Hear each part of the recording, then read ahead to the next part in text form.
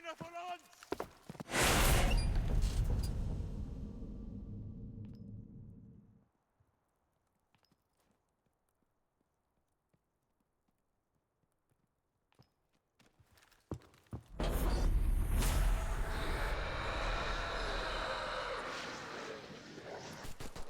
Jeszcze chociaż!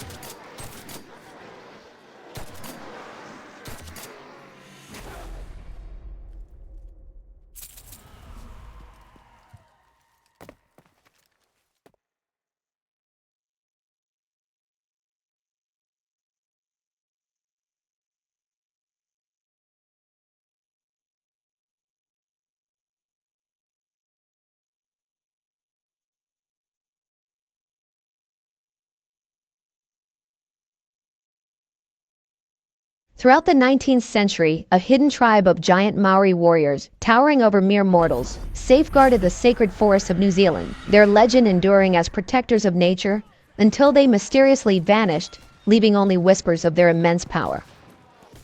Throughout the 19th century, a hidden tribe of giant Maori warriors, Ah, you goddamn rat!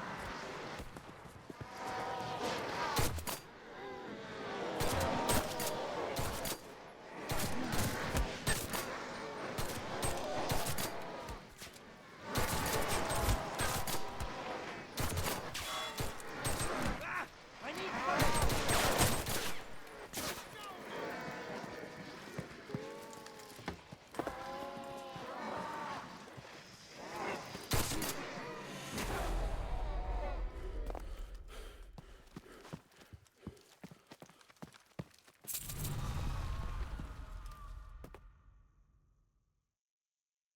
towering over mere mortals, safeguarded the sacred forests of New Zealand, their legend enduring as protectors of nature until they mysteriously vanished.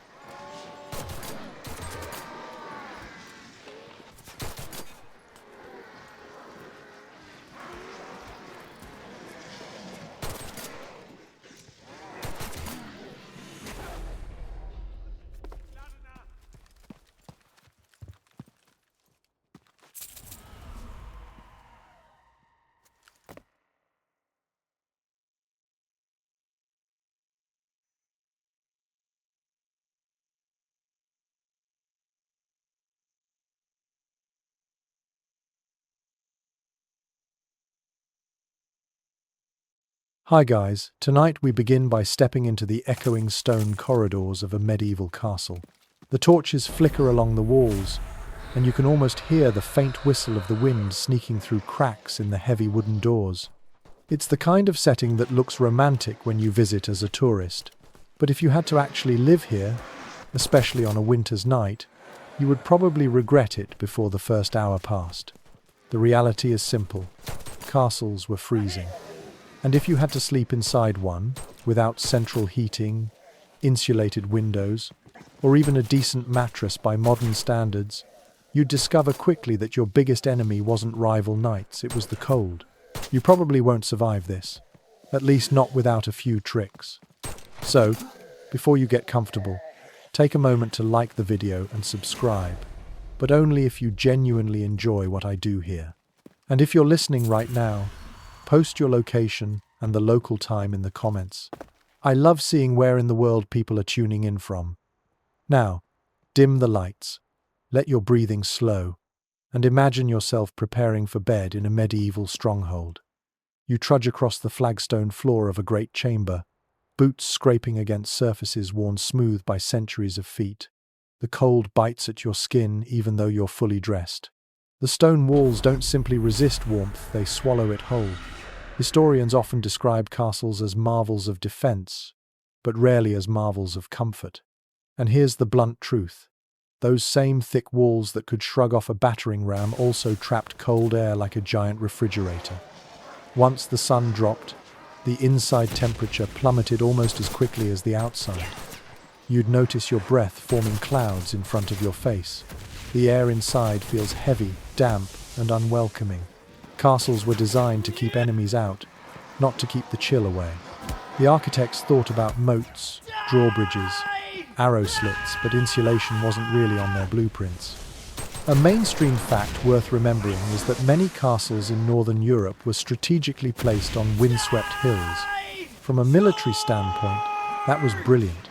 You could see invaders coming, and the slopes gave you a defensive advantage. But from the perspective of someone trying to get some sleep, it was a curse. Wind scoured every surface and forced icy drafts through gaps in shutters and under doors. You couldn't ask for a worse sleeping environment if you tried. You might think the fireplaces would save you, but no. Even a roaring fire in the great hall barely warmed the immediate circle around it.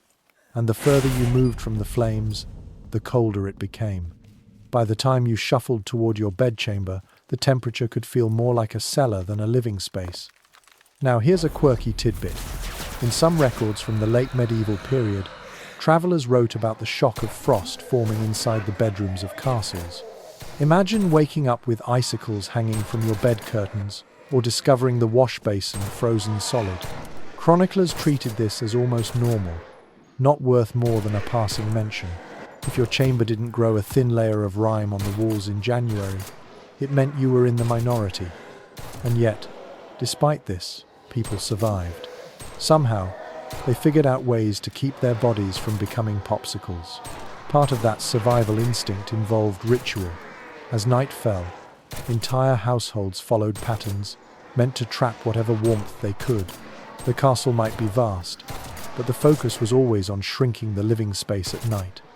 Fires were banked, beds were arranged with curtains, clothes were layered until mobility was a secondary concern, and everyone hoped the draft wouldn't be too cruel. You picture yourself walking into a medieval bedchamber. The bed itself is an impressive piece of carpentry, raised high above the floor. That wasn't for style, it was a strategy to escape the coldest layer of air, which always sinks. Even so, the stone radiates chill upward, and your body feels it the moment you climb under the covers. Historians still argue whether castles truly became more comfortable as centuries passed, or whether the myths of cozy, noble life were exaggerated by later storytellers. Some suggest that tapestries and thick draperies genuinely transformed rooms into warmer spaces, while others insist that the cold always won, no matter how much fabric you hung on the walls. The truth probably lies in the middle. Things improved somewhat, but never to the level of real comfort. You lie back in this imagined bed, the wooden frame creaking as straw-stuffed bedding rustles beneath you. Outside, the wind moans against the battlements. The only light is from a small oil lamp guttering near the bedside, and even that feels like it struggles to stay alive. Your toes already begin to ache with the sharp cold, even though you're still wrapped in your daytime clothes. And then the sounds of a castle night filter in. The distant echo of boots on stone as a guard changes watch, the creak of rafters under frost, a dog barking faintly in the courtyard, its voice muffled by the thickness of the walls. You might even hear the drip of water freezing somewhere nearby. None of it helps you feel warmer. Instead, it reminds you that the world outside is unforgiving. It's tempting to imagine the nobility snuggled in perfect comfort, while peasants froze in their cottages. But here's the funny thing. Sometimes the peasants had it better. Their homes, built of wood and daub, might trap heat from the hearth more efficiently than the vast, cavernous chambers of a lord's keep. A single fire in a small hut could keep an entire family decently warm. Meanwhile, you, a noble in a castle, could shiver in a stone box so large that even 5 roaring fireplaces wouldn't make a dent. That irony wasn't lost on contemporaries. A few surviving letters from clerics and noble visitors remark on the difficulty of getting restful sleep in castles during the winter. They described the beds as grand but the nights as bitter. Some even advised travellers to pack extra cloaks, not for show but for survival. As you continue picturing yourself lying there, you begin to appreciate the ingenuity it must have taken just to get through the night. You didn't simply crawl under a blanket and hope for the best. You layered fabrics, stacked furs, pulled curtains tight, and sometimes even shared your bed with companions, human or otherwise. Every step was about creating microclimates, little zones of warmth in an environment designed by nature and architecture to be relentlessly cold. The experience reshapes how you think about medieval life. These people weren't just warriors and lords, monks and maidens, they were survivalists. Every bedtime was a test, every winter a trial. And sleep, which we now consider an effortless luxury, had to be engineered carefully, with rituals passed down across generations. Imagine how grateful you'd feel for every flicker of warmth, the sudden comfort of a dog pressed against your feet, the thrill of hot stones placed near your bedding, the tiny victory of keeping frost off your beard through the night. These moments would stick with you far more vividly than any banquet or hunt. Survival was memorable. So tonight, as you lie in your modern bed with your central heating humming softly, you can spare a thought for those who once lay shivering in stone chambers. Their nights were long, their mornings bitter, and yet they endured. They found a way to sleep in places that should have been uninhabitable. That ingenuity is what we'll continue to explore, layer by layer, trick by trick, as this story carries you deeper into the medieval night. You step into the great hall now, the beating heart of any medieval castle. If the bedchamber was a tomb of stone and draughts, this place is at least alive with flickers of warmth. Long trestle tables stretch across the floor, their wooden surfaces polished by countless elbows and tankards. The air smells of roasted meat, spilt ale, damp wool, and smoke that never fully leaves the rafters. The fire in the central hearth roars brightly, a defiant square of orange heat against the creeping winter darkness. This is where the castle felt most alive after sunset. People gathered here not only for food, but also to absorb as much warmth as possible before retreating to their icy chambers. Servants dart back and forth carrying trenchers of bread, jugs of ale, and great platters of steaming pottage. Dogs scavenge underfoot, tails wagging, hoping for scraps. The hall is loud, almost raucous, with laughter, song, and the clattering of knives against plates. For a little while, you forget that outside the wind howls across the battlements and frost is forming on the windows. Here's the plain fact. The Great Hall was the only space in most castles where heating was even remotely successful. A huge open hearth dominated the center or end of the room, and the fire was fed almost constantly in winter. Logs, sometimes entire tree trunks, were hauled in to keep it going. If you had rank, you claimed a seat near it, basking in that golden glow while servants or less fortunate souls shivered along the edges. But here's the catch. Even in this grand room, the heat only travelled so far. The farther you sat from the flames, the colder the air became, until it felt as though the walls themselves breathed out frost. Heat rose upward, trapped in the smoke-stained rafters, while those on the floor wrapped themselves in cloaks and huddled together. In truth, only a lucky few were ever warm, and everyone else pretended to be. One quirky tidbit that chroniclers mention is that feasts sometimes doubled as strategic heating sessions. Nobles scheduled their largest gatherings during the bitter months, knowing that the body heat of hundreds of guests combined with the fire would turn the great hall into something approaching cozy. In some accounts, it's even said that servants were told to stand closer together simply to generate extra warmth. You could say that feasting was as much about survival as it was about merrymaking. But the glow of the hall didn't last. When the feast wound down, the minstrels packed away their instruments, and the guests staggered off to their beds. The fire was eventually allowed to burn low. Embers glowed red, a last stand against the cold, and shadows grew long on the stone walls. That heat you clung to during the evening dissipated quickly. Within an hour or two, the great hall itself would fall back into frigid silence. Imagine yourself now. You're lingering by the fire, unwilling to leave, stretching your hands to soak up every last spark of warmth. Your cheeks glow hot, but the back of your body already feels the cold creeping in, reminding you of what waits upstairs. The smoke stings your eyes and clings to your hair, but you still dread the moment when you have to climb the spiral staircase to your chamber. Historians still debate whether some castles developed more sophisticated heating systems for their great halls. A few argue that vents and flues allowed the warmth to circulate, especially in later centuries. Others suggest this is wishful thinking, pointing out that medieval building technology simply didn't prioritize comfort. The consensus leans toward the harsher truth. The Great Hall was warm only in the immediate vicinity of the fire and nowhere else.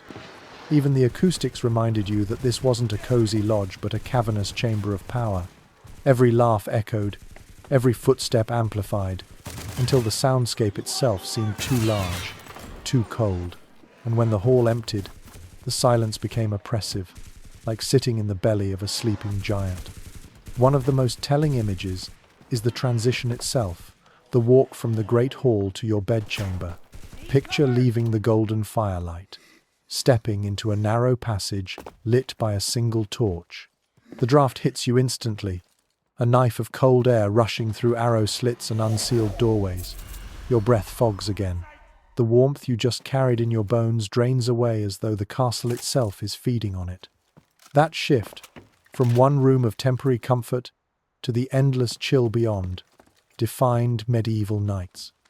Sometimes, nobles lingered so long in the great hall that they practically slept there.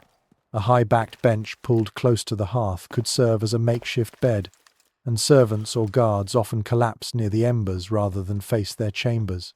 To sleep near the fire was to risk sparks, smoke, and restless noise, but compared to the icy stone above, it was still tempting. Another curious note from the records. Travelers often complained more about the journey from the great hall to the sleeping quarters than the sleep itself. That brief exposure, moving from warmth into cold, was described as a shock to the body. People spoke of shivers lasting all night because of that walk. It's as if the castle itself punished you for daring to think you might be comfortable. The fading glow of the hall was psychological too. You knew that once you left it behind, the night would be long and merciless. The Great Hall was not just a room, it was a ritual, a gathering of warmth before surrendering to the cold. Every torch put out, every cup drained, was another step toward a shivering ordeal in bed. Even in the flicker of candlelight, you sense how temporary comfort really was. The fire that once roared now whispers faintly, sparks popping and dying. A servant pokes at it half-heartedly, then gives up, leaving the embers to fade. The sound of laughter and feasting is gone, replaced by the quiet groans of the castle settling into the night. And so you turn, reluctantly, to climb that staircase, cloak wrapped tightly around you, the memory of warmth fading with each step. The glow of the great hall lingers in your mind like a dream you wish could last, but already your toes numb, your fingers sting, and you realize the rest of the night will be a fight for heat. That fleeting glow is what kept people sane, the ritual of gathering, feasting, and basking in firelight before the cold reclaimed its territory. Without the great hall, the castle would have been unbearable. With it, people at least had a chance to remember what warmth felt like, if only for a few hours. You climb higher into the keep now, away from the fading glow of the great hall, and the air changes immediately. The warmth of the fire is gone, replaced by a damp cold that clings to your bones.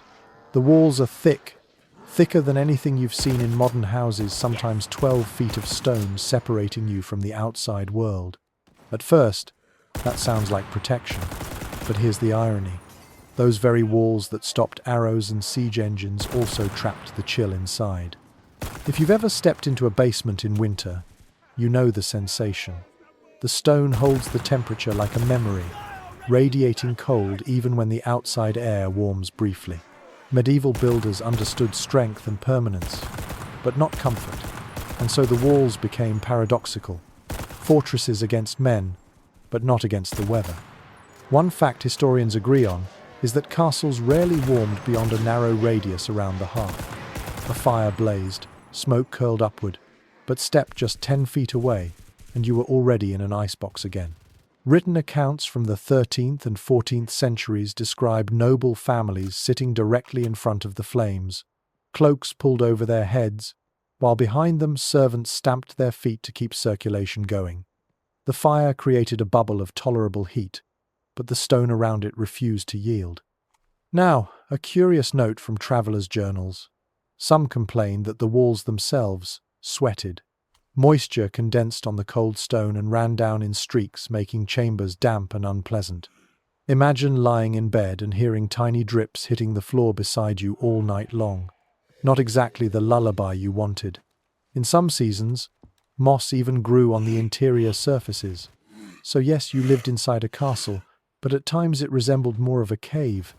Modern scholars still wrestle with the question of whether tapestries and hangings really made much difference. We picture grand walls lined with richly woven cloth, but did those thick fabrics truly insulate the room, or did they merely decorate? Some researchers argue they cut drafts noticeably, creating pockets of warmth behind the drapery. Others think this was exaggerated in later romanticized depictions, pointing out that even the richest cloth couldn't compete with freezing air filtering through unglazed windows and door cracks.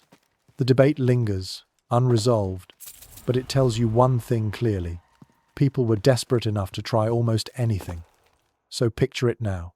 You enter a bedchamber in late January. The fire in the hearth is small, perhaps already guttering. The walls rise like cliffs around you, their surface slick with condensation. Even wrapped in layers of wool, you shiver. The bed stands proud in the center, heavy curtains drawn around it. Behind those curtains, the air might be a few degrees warmer, a little cocoon carved out of the cold, but outside them, the chamber feels like a stone tomb. The psychological effect was just as severe. People wrote about dreading the cold more than hunger or even illness. At least hunger and illness passed eventually. The cold was relentless every single night of the winter season. When you lived in a castle, you couldn't escape it. That sense of imprisonment in your own home left its mark. You imagine lying there, pulling the coverlet tight, listening to the hiss of wind sneaking through arrow slits. Your ears burn with cold, your fingers All right, guys, we're headed to Japan, and then we're headed to... relentless every single night of the winter season. When you lived in a castle, you couldn't escape it. That sense of imprisonment in your own home left its mark. You imagine lying there,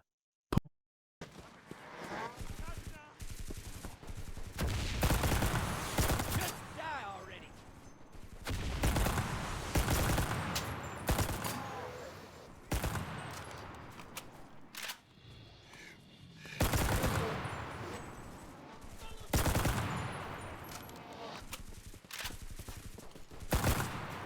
You want more?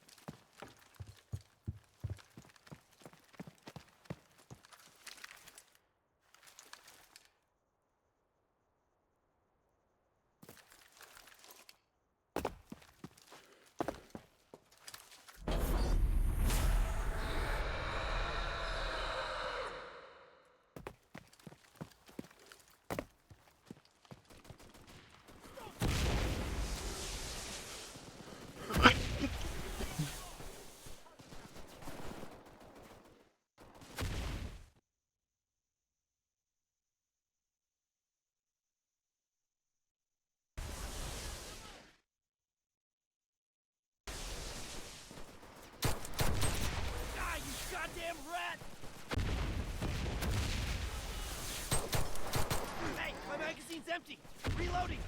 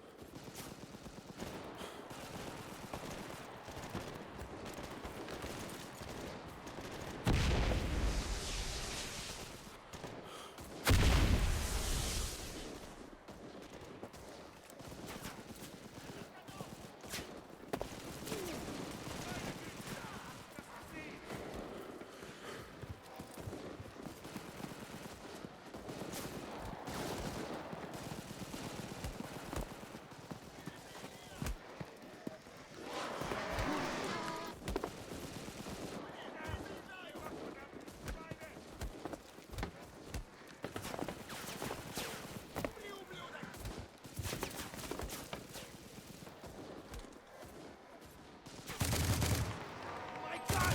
Stay down!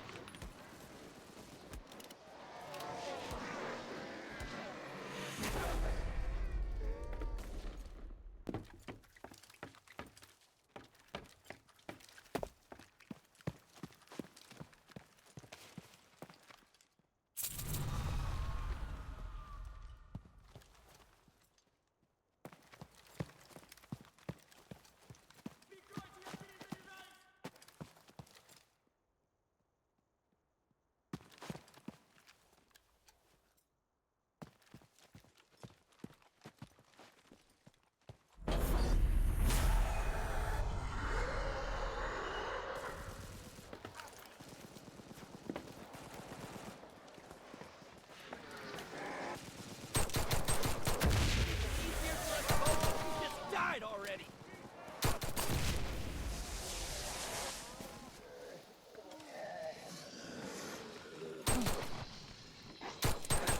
Ah! I need cover! Reloading!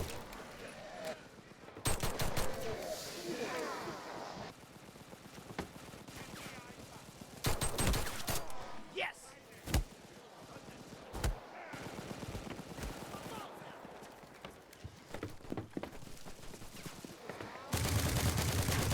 Go to hell! Damn! My magazine's empty! Reloading!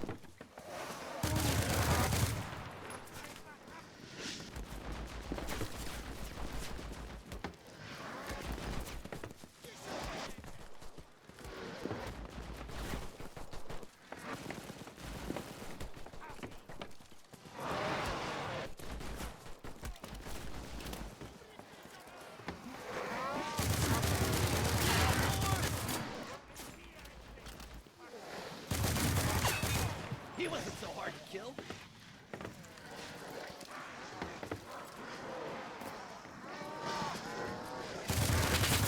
That was too easy.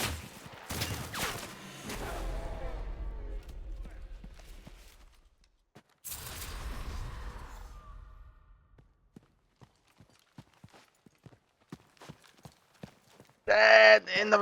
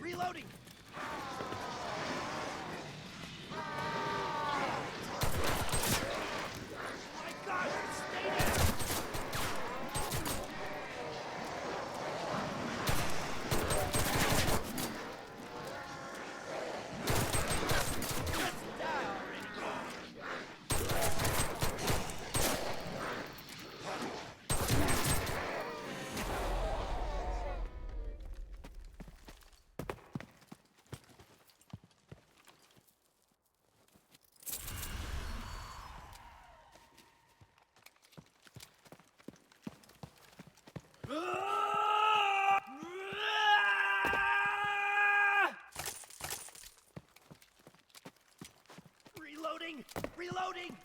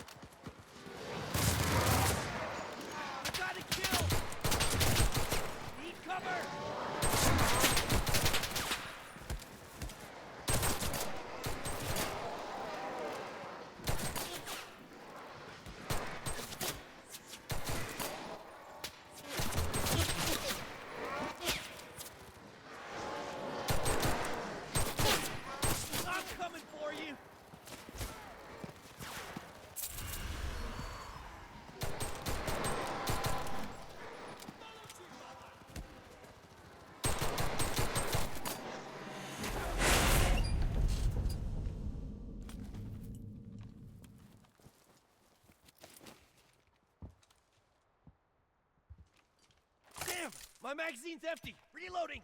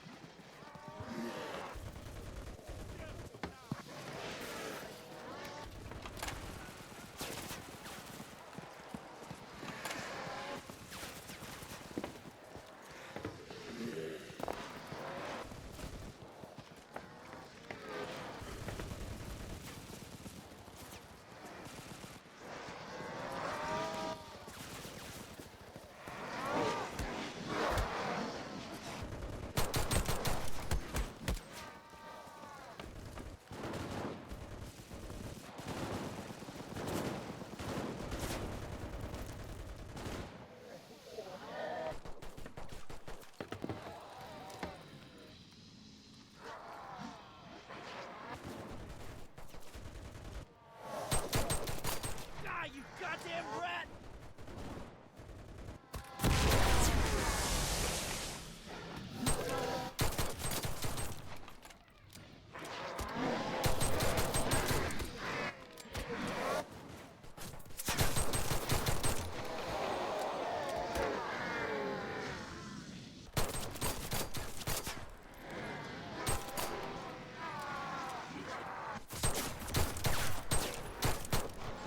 You can serve your country in hell!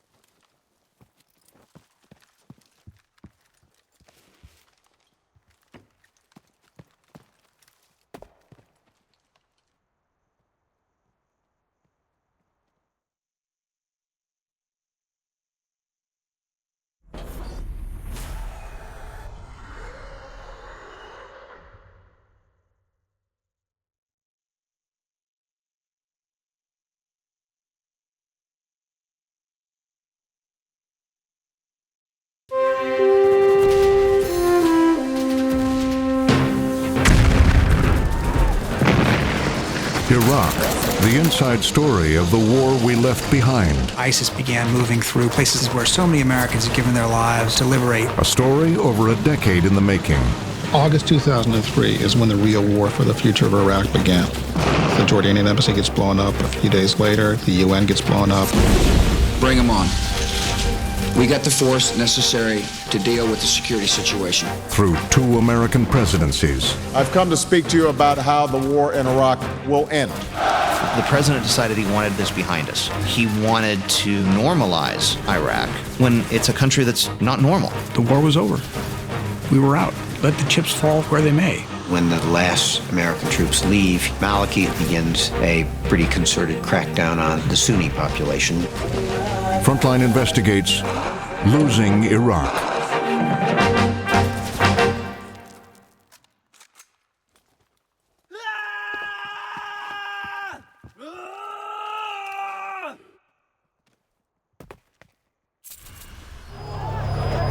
The Iraqis had gathered around the statue and were throwing their shoes at it. What struck me was the Iraqis couldn't pull it down themselves. It was obvious it wasn't going to happen. It would be a pretty anticlimactic moment if we didn't help.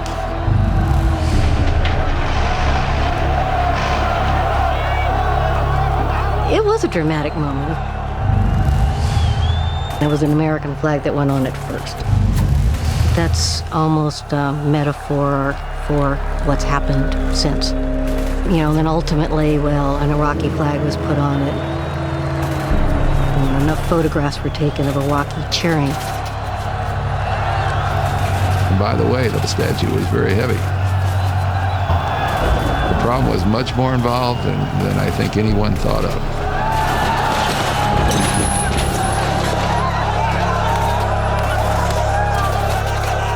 It made me worry. Something told me, you know, this isn't going to be quite as easy as we thought.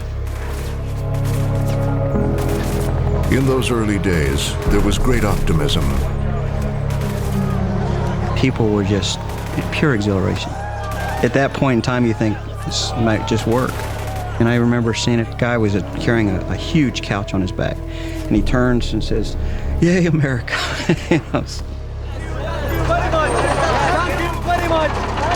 There were flowers. There were shouts of joy. There were people clambering on the tanks and kissing the tank crews. But by the time this happened, and within a matter of an hour of the Marine tanks coming up the Canal Expressway, of course the looting had begun. All of a sudden, the Iraqi people started looting, attacked the ministries, basically created a series of events which didn't stop with that.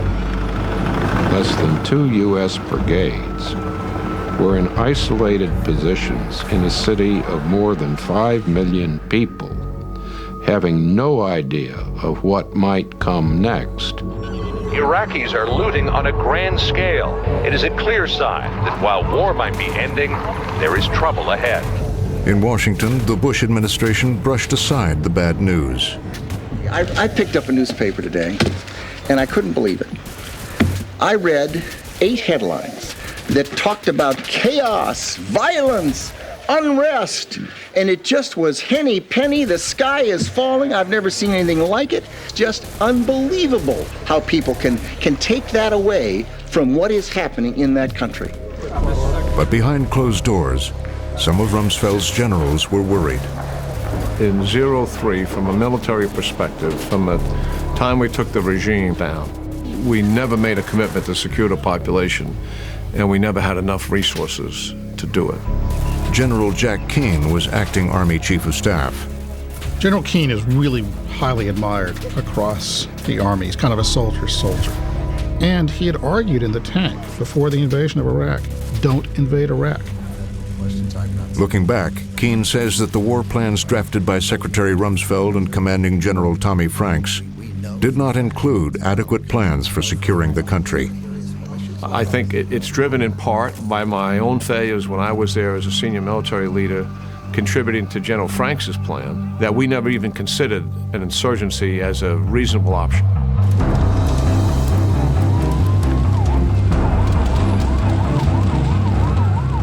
On the ground, even as tensions were rising, General Franks had a surprise announcement. Very striking thing happened. General Franks gave guidance that his commanders should be prepared to withdraw all American forces except for a little more than a division, which would remain, by September 2003. Thanks for putting up with all this. More than 110,000 troops were told to prepare to leave. A division, about 30,000, would handle Iraq. There was this power vacuum. Nobody quite knew what was the plan. The soldiers thought they were all going home. It was a message the president delivered personally when he flew 30 miles off the coast of California to reassure the world that the major combat phase of the war in Iraq was over. My fellow Americans, major combat operations in Iraq have ended. In the Battle of Iraq, the United States and our allies have prevailed. Because of you, the tyrant has fallen and Iraq is free. Bush never said mission accomplished, but that banner was hanging up right behind his head as he gave that speech. And it really was a premature victory speech that didn't recognize what was going on in Iraq. The administration's strategy was to pull the troops out of Iraq and hand over responsibility to an American civilian. In Washington, Vice President Cheney's office had just the man for the job. A little-known diplomat named L. Paul Bremer III. Well, I was contacted by two people, Paul Wolfowitz, who was Deputy Secretary of Defense, Scooter Libby, who was the Vice President's Chief of Staff, both of whom I'd known for decades. Bremer is old friends with Scooter Libby.